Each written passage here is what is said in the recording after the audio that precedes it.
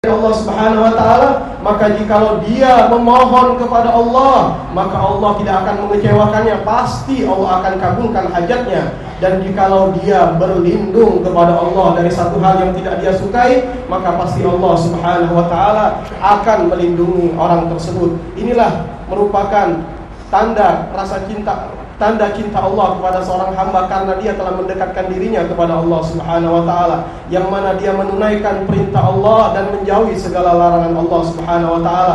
Ini pula yang difirmankan oleh Allah dalam Al-Qur'an, sesungguhnya para aulia Allah, mereka tidak lagi ada di dalam jiwa mereka rasa sedih dan rasa takut, dan mereka adalah orang-orang yang bertakwa kepada Allah Subhanahu wa taala.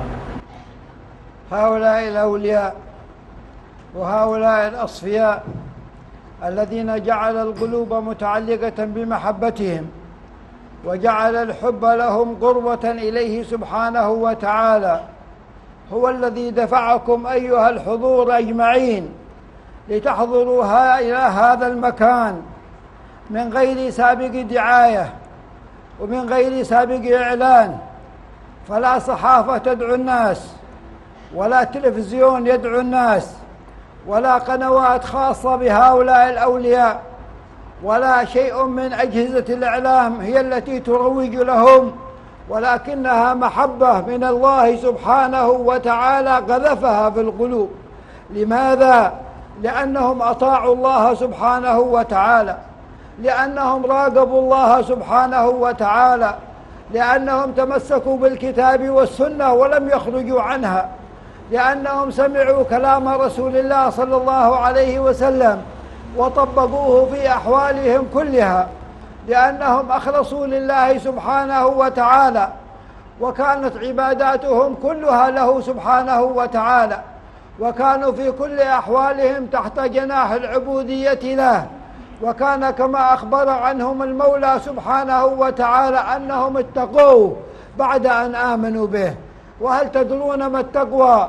التقوى هي امتثال الأمر واجتناب الزجر، فكلما أمرهم الله بأمر سارعوا إليه، وكلما سمعوا عن أمر زجر عنه ابتعدوا عنه، وكلما بلغهم رغيبة من الرغائب الشرعية عملوا بها وحافظوا عليها من الذكر لله سبحانه وتعالى، ومن النوافل في الصلوات، ومن النوافل في الصيام، ومن النوافل في طاعة الله عز وجل باختلافاتها وصنوفها، وكانوا على قدم العبودية له سبحانه وتعالى.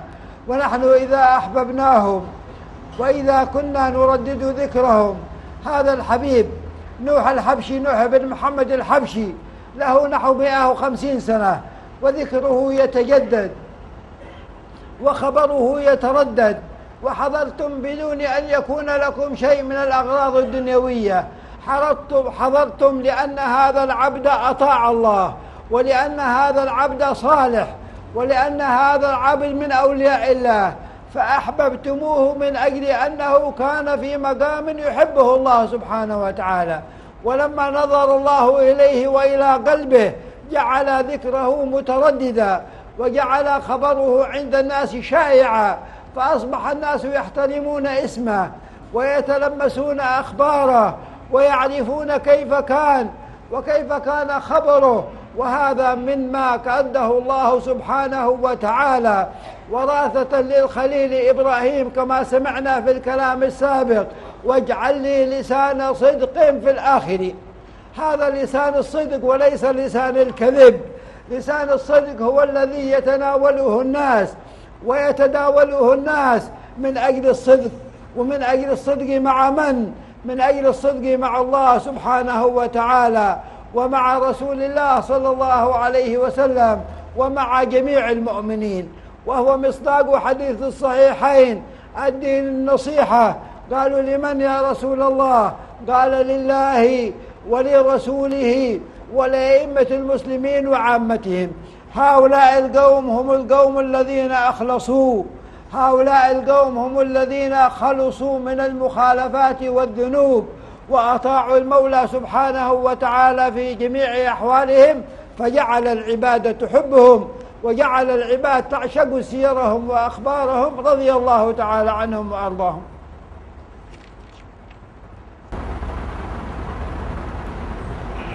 Mereka para aulia Allah, orang-orang yang dicintai oleh Allah Subhanahu wa taala, telah menjadikan hati mereka hanya terpaut kepada Allah, hanya rindu kepada Allah Subhanahu wa taala. Maka kehadiran kita di tempat ini tidak lain dan tidak bukan karena dorongan rasa cinta kita kepada mereka. Kita tidak datang ke tempat ini karena undangan, atau kita tidak datang ke tempat ini karena ada iklan atau ada karena pengumuman dan lain sebagainya. Tidak disebarkan, tidak diumumkan di televisi, tidak diumumkan di majalah, tidak diumumkan di surat kabar. Namun semuanya tidak lain dan tidak bukan karena hati kita terpaut dengan beliau, hati kita cinta kepada beliau. Hati Allah Subhanahu wa taala telah meletakkan rasa cinta tersebut di hati kita, sehingga akhirnya membuat kita terdorong untuk hadir ke tempat yang semacam ini.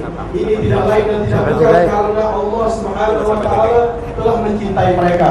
Karena dan kecintaan Allah tersebut disebabkan karena mereka telah betul-betul menghabiskan waktu mereka hanya untuk berbuat taat kepada Allah Subhanahu wa taala, mengikuti perintah Allah Subhanahu wa taala, tidak pernah keluar dari tuntunan Allah Subhanahu wa taala. Mereka mendengarkan dengan betul-betul, dengan sungguh-sungguh sabda-sabda Nabi besar Muhammad SAW dan menerapkannya di dalam kehidupan mereka. Karena itulah orang-orang yang semacam ini, mereka adalah orang-orang yang bertakwa kepada Allah Subhanahu wa taala. Apa makna daripada takwa tersebut? Maka ketahuilah sesungguhnya makna daripada takwa adalah upaya kita secara optimal untuk betul-betul menjalankan segala perintah Allah dan menjauhi segala larangan-larangan Allah. Maka seorang hamba ketika dia mendapatkan perintah dari Allah, maka jikalau dia ingin mendapatkan mahabbah dari Allah Subhanahu wa taala, setiap kali dia mendapatkan perintah dari Allah, bergegaslah dia untuk menjalankan perintah tersebut seperti yang dilakukan para aulia Allah. Tiap kali mereka diperintah oleh Allah, mereka bergegas untuk menjalankan perintah, dan di saat mereka mendapatkan larangan-larangan Allah, mereka jauh-jauh menghindarinya. Mereka menunaikan segala perintah, bahkan tidak hanya yang wajib saja, mereka menunaikan perkara-perkara yang sunnah, baik itu sholat-sholat sunnah, puasa-puasa sunnah dan lain sebagainya. Ini kesemuanya mereka lakukan dalam rangka untuk mendapatkan mahabbah dari Allah Subhanahu wa taala. Dan kita pada hari ini, pada saat ini, jikalau kita mencintai mereka dan mengulang-ulang sebutan tentang beliau, yaitu Habib Nuh bin Muhammad Al-Habsyi, yang mana beliau telah meninggal kurang lebih 150 tahun yang lalu. Kita hadir ke tempat ini karena hamba ini, karena beliau adalah seorang hamba yang dicintai oleh Allah Subhanahu wa taala, hamba yang saleh. Kita mencintai beliau karena Allah Subhanahu wa taala yang telah meletakkan rasa cinta tersebut di dalam hati kita. Dan seperti yang kita dengarkan, bahwasanya beliau mendapatkan makam yang seperti ini tidak lain dan tidak bukan adalah karena mahabbah dari Allah Subhanahu wa taala. Beliau telah meninggal 150 tahun yang lalu, tetapi berita beliau sampai detik ini, sampai saat ini terus diulang-ulang. Seperti yang difirmankan oleh Allah Subhanahu wa taala tentang doa Nabi Ibrahim yang barusan sama-sama kita dengarkan, bahwasanya beliau berdoa, ya Allah, jadikanlah sebutan bagiku sebutan yang sungguh-sungguh pada orang-orang yang datang belakangan. Maka ketahuilah sesungguhnya inilah lisanus sidq, sebutan yang sesungguhnya ketika seseorang betul-betul bersungguh-sungguh mendekatkan dirinya kepada Allah, mendekatkan dirinya kepada para aulia, dan mendekatkan dirinya kepada orang-orang yang mukmin. Maka ketahuilah seperti apa yang disabdakan oleh Nabi besar Muhammad sallallahu alaihi wasallam, bahwasanya agama itu merupakan nasihat, merupakan satu ketetapan yang harus kita lakukan kepada Allah, kepada Rasul, dan kepada seluruh saudara-saudara sesama umat Islam dan seluruh para pemimpin-pemimpin kita. Maka mereka para aulia Allah, merekalah kaum yang telah betul-betul memurnikan diri mereka tulus hanya kepada Allah, dan telah melepaskan diri mereka dari berbagai macam penentangan terhadap Allah Subhanahu wa taala. Mereka jadikan diri mereka hanya taat kepada Allah Subhanahu wa taala.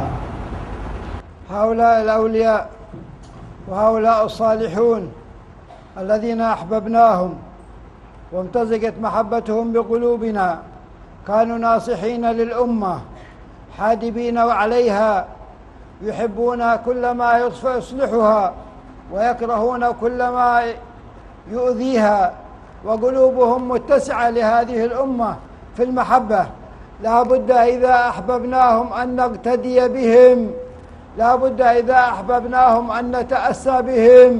قال الله